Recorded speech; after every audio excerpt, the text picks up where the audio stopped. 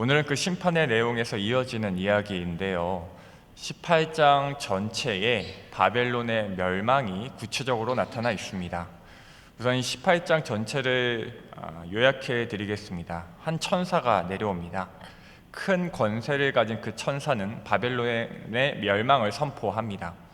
그리고 그들의 멸망을 지켜보는 이들이 등장합니다. 그 사람들은 세 부류인데요. 9절에 등장하는 땅의 왕들과 11절의 땅의 상인들, 그리고 17절에 나오는 바다에서 일하는 자들이 그들입니다. 그들은 바벨론이 무너지는 것을 보게 됩니다. 그리고 슬퍼하며 애통해합니다. 하지만 할 수 있는 것은 없습니다. 그저 망하는 것을 지켜볼 뿐입니다. 세 부류의 사람들이 등장한 후에 21절 이하에서 다시 한번 바벨론의 결말이 어떨지를 서술합니다. 21절을 보시죠. 이에 한 힘센 천사가 큰 맷돌 같은 돌을 들어 바다에 던져 이르되 큰 성 바벨론이 이같이 비참하게 던져져 결코 다시 보이지 아니하리로다. 바벨론이 이같이 망할 것인데 그 이유가 17장에 이어 다시 한번 기록되면서 18장이 마무리됩니다. 24절입니다. 선지자들과 성도들과 및 땅 위에서 죽임을 당한 모든 자의 피가 그 성 중에서 발견되었느니라 하더라. 여기까지가 이제 18장의 요약이고요. 19장은 그렇게 바벨론을 심판하신 하나님을 찬송하면서 시작을 합니다. 오늘은 이 18장의 내용, 바벨론의 패망에 관한 말씀을 가지고 주시는 은혜를 나누어 보고자 합니다. 아시는 것처럼 바벨론은 마귀의 세력을 가리키며 또한 패역한 세상을 의미합니다. 죄가 만연하며 악이 판을 치는 도시, 그런 나라, 그런 시대, 그런 세계, 우리가 살고 있는 이 땅입니다. 우리는 하나님 나라를 살고 있는 것 아닌가요? 맞습니다. 그러나 바벨론도 하나님 나라도 단순히 영토를 의미하는 것은 아닙니다. 하나님 나라는 하나님의 왕되심을 인정하며 그의 통치하심 아래에 사는 사람들과 그들의 삶의 영역, 그들의 공동체를 의미하죠. 반대로 바벨론은 하나님의 통치하심을 받아들이지 않는 다른 것을 왕 세우거나 자신을 왕 세우는 사람들의 세상, 그런 삶을 의미합니다. 그러니 우리가 표현할 때 하나님 나라에 살고 있는가도 맞지만 그것보다는 하나님 나라를 살고 있는가가 더 자연스러운 표현입니다. 이미 이 땅에 임한 하나님 나라를 거부하고 여전히 자기 소견에 옳은 대로 사는 자들의 세상, 그곳이 바벨론입니다. 그 바벨론이 패망합니다. 마지막 때에 반드시 바벨론은 망할 것입니다. 그들이 하나님의 백성들을 핍박했기 때문이며 그들의 죄가 하늘에 사무쳤기 때문입니다. 5절입니다. 5절을 보시면요, 그의 죄는 하늘에 사무쳤으며 하나님은 그의 불의한 일을 기억하신지라. 여기서의 하늘에 사무쳤다라는 말은 직역하면 접착하다라는 의미입니다. 풀어서 말씀드리면 그의 죄가 하늘에 닿았다, 하늘에 닿았다입니다. 쌓이고 쌓였습니다. 죄의 탑을 쌓아서 어디까지 닿았냐면 하늘에 닿았습니다. 하늘에서 보기에도 땅에서 보기에도 그 죄의 탑은 숨길 수가 없이 잘 보입니다. 되돌릴 수 없다는 얘기입니다. 고대의 바벨탑은 하늘에 닿을 수 없었고 다 쌓기 전에 그 건설을 막으셨습니다. 그렇게 하신 것은 사실 긍휼이었고 자비였습니다. 하나님과 같이 되고자 한 자들을 계속 살게 하셨으니까요. 그러나 이번 탑은 아닙니다. 그들의 죄가 하늘에 닿았습니다. 하늘에 딱 붙어 버렸습니다. 되돌릴 수 없습니다. 그들의 패망은 인류 역사 속에서 정해진 수순입니다. 그런 그들의 패망을 지켜보는 자들이 있습니다. 먼저 땅의 왕들입니다. 9절을 보시죠. 그와 함께 음행하고 사치하던 땅의 왕들이 그가 불타는 연기를 보고 위하여 울고 가슴을 치며, 이 땅에서 왕 노릇하던 자들, 권력을 가졌고 힘을 가졌던 모든 자들입니다. 강대국 바벨론을 등에 업고 그 나라를 앞세워 자신들의 이익을 위해 악행을 행했던 자들입니다. 그들이 애가를 부릅니다. 그런데 멀리 서서 부릅니다. 10절에 보시면 멀리 서서라고 나와 있습니다. 땅의 왕들이 바벨론의 멸망을 슬퍼하며 노래합니다. 두 번째로 땅의 상인들입니다. 이들 역시 바벨론 때문에 먹고 살았던 자들입니다. 3절 후반부에 보시면 이렇게 표현합니다. 땅의 상인들도 그 사치의 세력으로 치부하였도다. 이 18장에는 오늘 이 18장에는 치부하였다라는 말이 3번 나오는데요. 이 치부하다라는 말은 예를 들어서 정호영 목사는 음치이지만 노래를 잘한다고 치부하자 같은 뜻의 치부가 아니에요. 그냥 그렇다고 여겨주자라는 그런 치부하다라는 말이 있는데 그런 말이 아닙니다. 오늘 본문에 나오는 치부하다라는 말은 재물을 모아서 부자가 되었다라는 한자어의 치부입니다. 그러니까 땅의 상인들이 바벨론을 통해서 부자가 되었다라는 의미인 거죠. 그들도 땅의 왕들과 마찬가지로 멀리 서서 바벨론을 향하여 애가를 부릅니다. 그리고 세 번째 부류는 바다에서 일하는 자들입니다. 그들은 바벨론의 상품을 납품하여 다른 나라에 바다 건너 나라들에게 내다 팔고 중간에서 이득을 취하던 자들이죠. 간접적이지만 그들 또한 바벨론 때문에 부자가 되었다고 성경은 기록합니다. 바벨론 때문에 힘과 권력을 행사했던 자들, 바벨론 때문에 이득을 취하고 부를 축적한 자들, 바벨론을 앞세워서 죄악을 일삼고 음행하였던 자들, 직접적이든 간접적이든 바벨론과 관련이 있는 자들은 하나같이 멀찌감치 서서 바벨론의 멸망을 바라봅니다. 여기서 이 멀리 서 있었다라는 표현은 자신들이 의지하던 바벨론의 패망을 지켜볼 수밖에 없는 무력함을 의미합니다. 그 무력감을 느끼며 그들은 똑같이 소리치는 거죠. 큰 성, 견고한 성 바벨론이여, 그렇게 커다랐던 그 성이여, 1시간 안에 너의 심판이 이르렀다. 1시간 안에 무너졌다고 합니다. 이 말이 3번 등장합니다. 그리고 8절에서는 하루 동안의 재앙들이 이르렀다고도 나오기도 합니다. 이 하루 그리고 이 1시간이라는 표현들은 모두 순식간을 의미합니다. 바벨론은 오랫동안 그 힘을 쌓아 올렸습니다. 그 부를 긴 시간 축적했으며 그렇게 그들은 아주 오랫동안 그 힘과 권세를 유지했습니다. 그러나 그들의 패망은 한순간임을 우리는 그들을 지켜보는 땅의 왕들, 땅의 상인들의 외침을 통해 알게 됩니다. 저는 밤에 집에 들어가면 즐겨 하는 일이 있습니다. 아이들이 이미 다 자고 있을 때 장난감을 조립합니다. 블럭 아시죠? 예. 껴맞추고 쌓아 올리고 하는 장난감인데요, 종류가 많습니다. 밤에 애들을 재우고 저는 저만의 작품 세계에 빠져듭니다. 아침에 애들이 일어나서 매번 새로운 장난감을 발견하고 좋아하기를 기대하면서 만드는 거죠. 헬리콥터도 만들고 자동차도 만들고 성도 만들고 로봇도 만듭니다. 제 아내가 저보고 진짜 잘 만든대요. 아내가 최근에 유일하게 칭찬한 것이 한 2년 안에 유일하게 칭찬한 것이 장난감 잘 만든다는 거였습니다. 설교 잘했다고 칭찬을 안 해주면서 장난감 잘 만들었다는 칭찬 해줄 때 약간 자괴감이 들었습니다. 그러나 자괴감은 잠시뿐이고 잘 만든다는 그 아내의 칭찬에 더 심혈을 기울여서 작품을 만들었어요. 1시간, 2시간, 밤에 12시 넘어서까지 그 밤중에 최선을 다해서 만듭니다. 제가 생각해도 잘 만든 작품을 만들면 너무 뿌듯하게 아침을 기대하며 잠이 드는 거죠. 아이들이 일어나서 아빠가 만든 장난감을 보고 얼마나 좋아할지 생각하면 너무 행복합니다. 다음날 새벽에 7시 30분에 정확하게 애들이 7시 30분에 일어나요. 7시 30분에 아이들 딱 일어납니다. 그리고 아이들은 거실에 있는 저의 작품을 보죠. 그리고 아내가 얘기하기를 정확히 10초랍니다. 딱 10초 안에 아이들은 저의 작품을 완벽하게 분해해버립니다. 오래 걸리지도 않아요. 만드는 건 1시간인데 무너뜨리는 건 1분을 넘기지가 않는 거죠.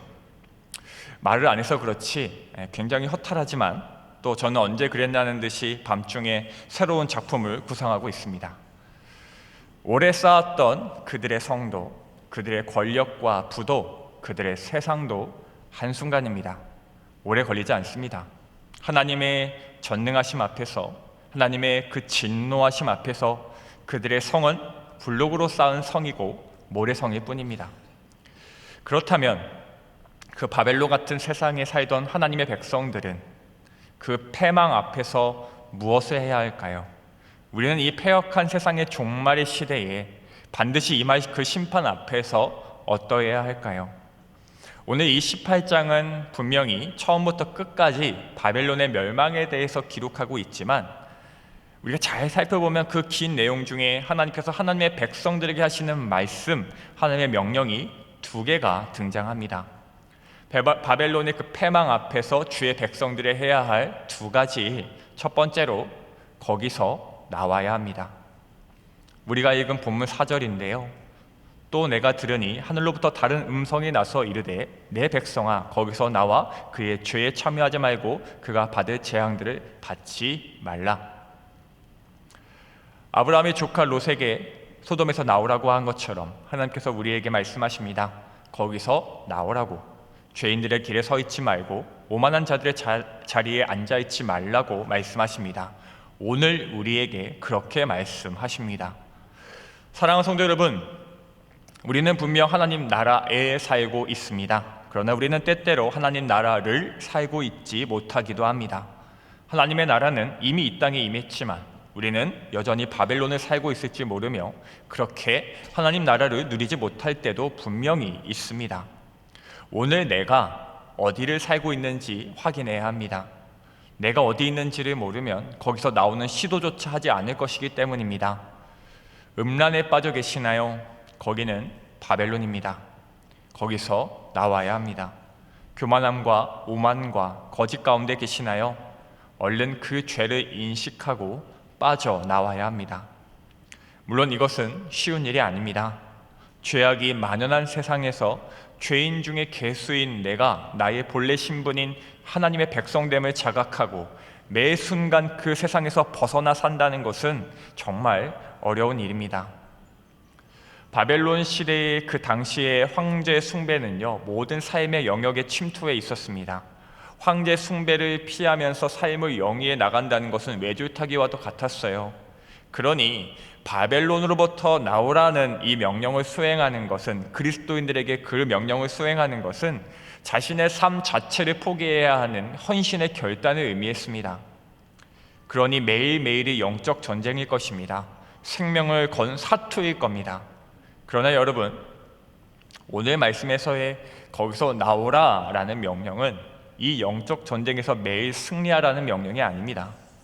이 4절의 말씀, 내 백성아 거기서 나와 그의 죄에 참여하지 말고 그가 받을 재앙들을 받지 말라 하시는 말씀은 영적 전쟁에서 매일 승리하라는 불가능한 주문이 아니라 그냥 매일 그 영적 전쟁에 참여하라는 말씀입니다.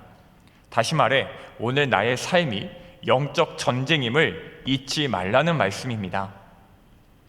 농구와 축구의 차이를 아시나요? 농구는 공이 정해진 라인 밖으로 나가면 시간을 재는 시계가 멈춰요. 공이 나간 상태에서는 경기가 진행되고 있지 않은 겁니다. 그런데 축구는 아니에요. 축구는 공이 밖에 나가도 혹은 누가 다쳐서 누워 있어도 시간이 계속 흘러갑니다. 전광판의 시계가 멈추는 일은 딱 하나의 경우밖에 없어요. 축구의 경우에는 딱 하나의 경우밖에 없습니다. 경기가 끝났을 때뿐이죠. 우리의 경기는요, 우리의 삶은요, 농구가 아닙니다. 축구입니다. 군대에 가면 가장 먼저 받는 정신교육은요, 이겨야 한다가 아닙니다. 지금 전쟁 중인 것을 잊지 말라죠. 한반도는 전시 중이다 라는 겁니다. 이 말이 맞고 틀리고를 떠나서 휴전은 분명 종전과 다릅니다. 종전 상태의 군인과 휴전 상태의 군인은 그 마음가짐 자체가 달라야 하는 거죠. 그런데 우리는 어떤가요? 이 치열한 영적 전쟁 가운데서 내 맘대로 휴전을 외칩니다. 종전이 되지 않았기에 전쟁은 끝나지 않았는데 휴전조차 전시 중인 것인데 우리는 내 환경의 나아짐, 내 삶의 평화, 내 문제의 해결, 우리 공동체의 안일함, 나의 건강함이, 나의 안정됨이 마치 나의 영적 전쟁을 끝낸 것처럼 살아갑니다. 물론 주시는 평화를, 응답을 우리는 누리며 살아야 합니다. 그러나 그것과 동시에 우리는 또한 오늘 나의 삶에서 아직 영적 전쟁이 치러지고 있음을 알고 있어야 합니다. 평화를 누리되 안주해서는 안 됩니다. 마귀는 그럴 때에 우리를 노리고 있습니다. 우리가 영적 전쟁에서 패하기를 기대하지만 그보다 더 우리가 영적 전쟁 자체를 망각하기를, 실감하지 않기를 그들은 바라고 있습니다. 패하는 건요, 두 번째 문제입니다. 우선 우리는 오늘 나의 삶에서 영적 전쟁을 살아야 합니다. 말씀으로, 기도로, 사랑으로 치열하게 싸워야 합니다. 하나님 나라의 가치들을 지켜나가야 합니다. 사랑이 메말라가는 시대에 우리가 사랑을 보여주어야 합니다. 헌신과 희생을 호구라 말하는 이 시대에 그렇지 않음을 가르쳐 주어야 합니다. 애플의 CEO인 팀 쿡은 어느 학교 졸업 연설에서 이런 말을 했다고 합니다. 저는 인공지능으로 인해서 컴퓨터가 인간처럼 생각하는 것을 걱정하지는 않습니다. 오히려 사람들이 컴퓨터처럼 생각하는 것이 더 걱정됩니다. 어떤 연민이나 동정도 없이, 그로 인한 결과에 대한 우려도 없이 말입니다. 사랑하는 성도 여러분, 지켜야 합니다. 지키는 것이 우리의 임무입니다. 모든 지킬만한 것 중에 더욱 너의 마음을 지켜라. 영적 전쟁을 산다는 것은 지키고자 하는 것이며, 그것이 곧 바벨론에 머물지 않는 것이며, 거기서 나오는 일입니다. 그것을 우리는 성경을 통해서 이렇게 표현하죠. 구별됨. 이게 제일 먼저 아닌가요? 피와 식별이 먼저 되어야 싸우든가 말든가 하지 않을까요? 적들이 입는 옷을 입고 적들이 먹는 음식을 먹고 적들이 사는 집에 살면서 무슨 싸움을 할 수 있을까요? 뭘 지킬 수 있으며 어떻게 거기서 나올 수 있을까요? 구별됨이 먼저입니다. 거룩함이 먼저입니다. 하나님의 뜻이 왜 우리의 거룩함인가요? 하나님께서 거룩하시기 때문이잖아요. 나의 거룩함이 어디서 왔는지를 알고 나의 거룩함으로 인해서 내가 하나님 나라 소속이지, 그 나라의 백성이지, 그분의 자녀이지 라는 구별됨이 인식되어야 싸우건 말건 하나님 나라를 세우건 말건 할 거 아닌가요? 우리가 땅의 왕들과 같지 않기를 바랍니다. 내가 누리는 힘과 권력이 바벨론으로부터 얻은 것인지 아닌지를 확인할 수 있기를 바랍니다. 우리가 땅의 상인들과 같지 않기를 바랍니다. 내가 쌓아올린 부가 바벨론이 있어서 소유하게 된 부는 아닌지 점검할 수 있기를 바랍니다.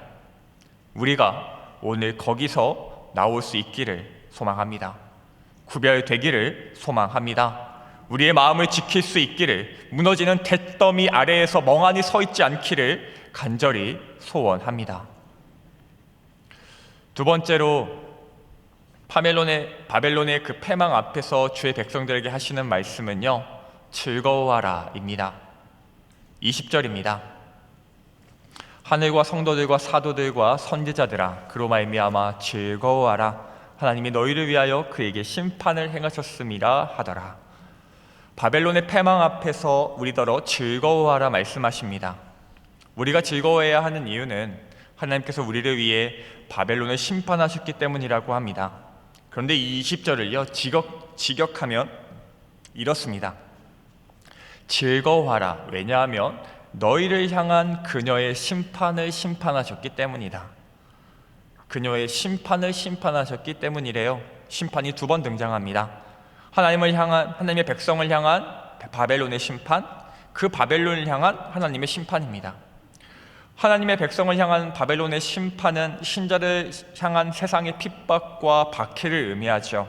그것을 심판이라고 표현한 겁니다. 일부러 심판이라고 표현하시면서 그 심판을 심판으로 갚으시겠다고 선포하십니다. 예를 들어 이런 거예요. 강동구에서 두 번째로 잘생기신 우리 담임 목사님께서 저한테 오시더니, 정 목사 너무 못생겨서 한 대 맞아야겠어 하시면서 저를 한 대 때렸다고 생각해 보세요. 그렇게 맞은 제가 고소를 해서 저와 목사님이 재판장에 섰어요. 목사님은 이렇게 얘기하시는 거죠. 아니 재판장님, 얘가 못생겨서 때렸습니다. 그러면 재판장이 말하는 거예요. 못생겼다고 때리면 어떡합니까? 폭행죄입니다. 땅땅땅. 심판은 정의의 실현을 의미합니다. 백성들을 향한 바벨론의 핍박을 가짜 정의의 실현이라고 말씀하시면서 진짜 정의의 실현, 진짜 심판이 그들에게 있을 것이라는 것을 말씀해 주시는 거예요. 이 진짜 심판이 실행되기에 우리는 즐거워해야 한다는 겁니다. 하지만 이것은요, 표면적인 이유예요. 바벨론의 패망 앞에서 우리가 즐거워해야 하는 근본적인 이유는 두 가지입니다. 그들이 무너지는 것을 보면서 쌤통이라고 여기라는 것도 아니고 철저한 복수의 완성을 기뻐하라는 뜻도 아닙니다. 우리가 바벨론의 패망을 근본적으로 즐거워할 수 있는 이유, 첫 번째는요, 애매함이 없어졌기 때문입니다. 18장 1절을 보시면 1절이 이렇게 나와 있습니다. 이 일 후에 다른 천사가 하늘에서 내려오는 것을 보니 큰 권세를 가졌는데 그의 영광으로 땅이 환하여지더라. 바벨론은 어둠인데 하나님의 천사가 내려왔더니 그의 영광으로 땅이 환하여졌답니다. 빛은 어둠을 드러냅니다. 완전한 어둠 속에서는 흰 옷을 입고 있든 검은 옷을 입고 있든 구분할 길이 없습니다. 제가 또 저희 애들 얘기를 또 해서 죄송해요. 얼마 전에 애들과 같이 이제 밤에 잠을 자다가 제 옆에 누워있던 라아가 이제 칭얼거려서 깼는데 저쪽에서 그 루아가 자다 말고 앉아있더라고요. 어두워서 잘 안 보이긴 했는데 분명히 루아였어요. 왜냐하면 머리숱이 많았거든요. 머리숱을 보면 압니다. 저처럼 숱이 없으면 라아고 숱이 많으면 루아예요. 루아가 자다 말고 꼼짝도 않고 앉아있는 거예요. 엄마를 보면서. 그래서 쟤는 몽유뽕도 아니고 왜 앉아서 저러고 있나 싶어서 루아야 왜 자다 말고 앉아있어? 라고 머리를 쓰다듬었는데 제 안에 무릎이더라고요. 깜짝 놀랐어요. 제 아내가 검은 바지를 입고 있었고 이렇게 이불에 걸쳐져 있었는데 잘 안 보여서 루아인 줄 알았던 거예요. 그때 정말 놀랐어요. 정말.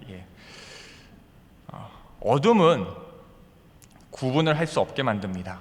반대로 빛은 구분을 할 수 있게 만들죠. 우리가 바벨론의 패망 앞에서 왜 즐거워할 수 있을까요? 애매함이 사라지고 명확해졌기 때문입니다. 어떤 애매함이요?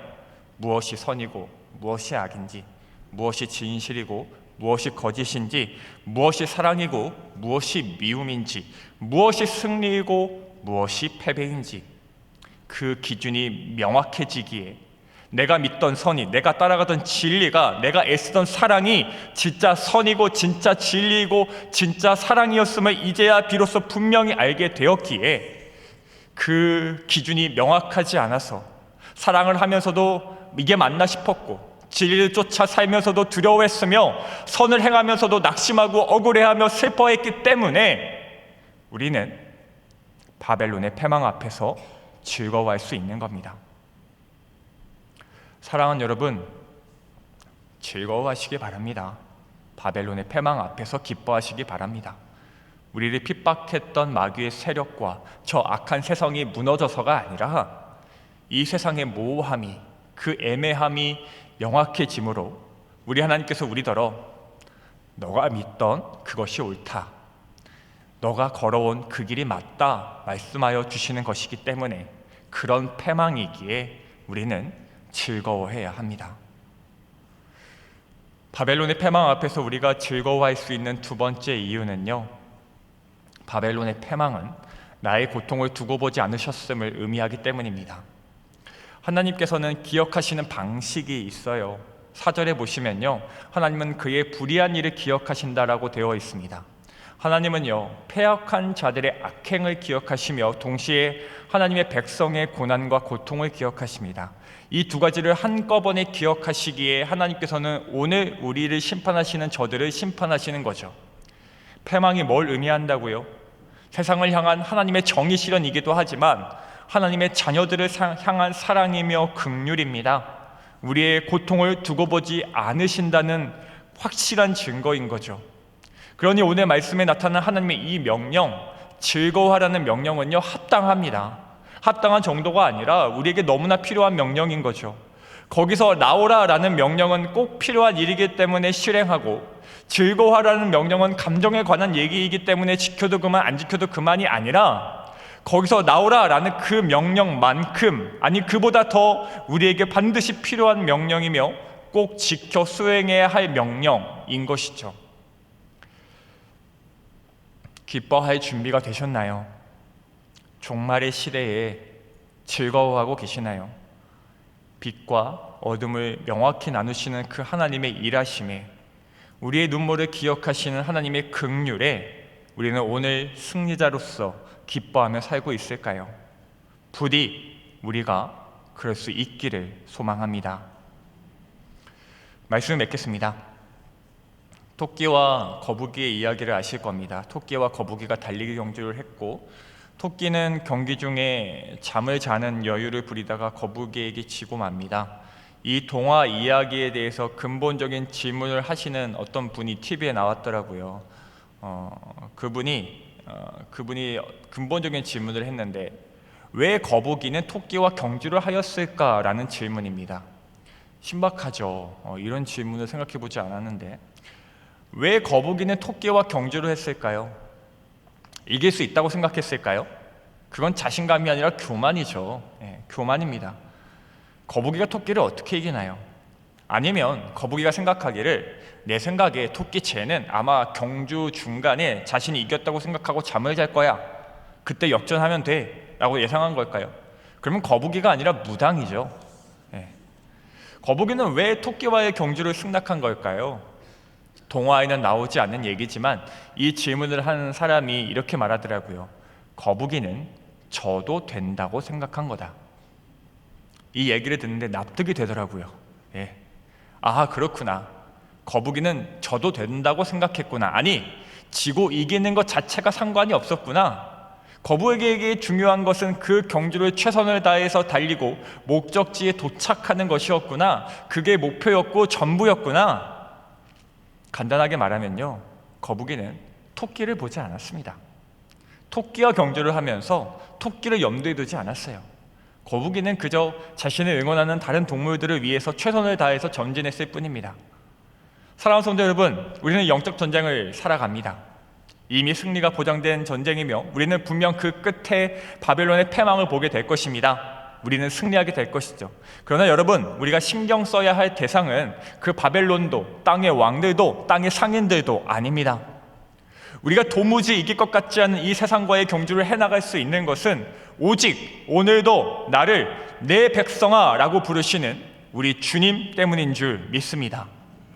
우리 주님이 나를 응원하시기에, 나를 지켜보시기에 결국 빛을 비추어 명확하게 하심으로 너가 가는 그 길이 맞다 해주시고, 결국 우리의 땀과 눈물을 닦아주실 것이기에 우리는 오늘도 한없이 느린 걸음이지만 달려갈 수 있습니다. 그러니 여러분, 오늘 거기서 나오시기 바랍니다. 오늘 싸워내시고 오늘 구별되고자 힘쓰시기 바랍니다. 그리고 오늘 즐거워하시기 바랍니다.